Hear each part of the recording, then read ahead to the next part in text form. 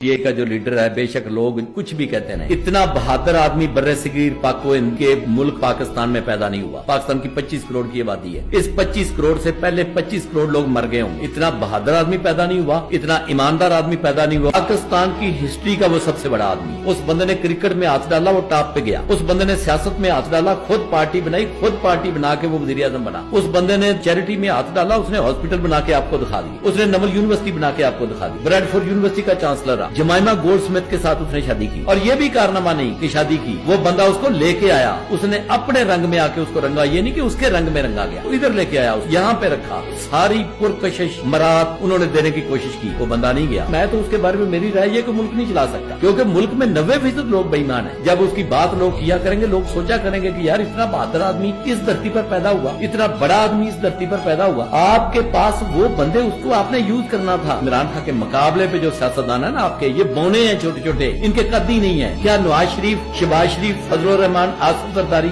इनका आप तकाबली जायजा लेंगे इमरान खान के साथ? भाई वो बहुत बेवकूफ हो सकता है, वो पागल हो सकता है, लेकिन ना वो बेईमान हो सकता है और ना वो बुज़दिल हो सकता है। वो बैठा है, ठीक है।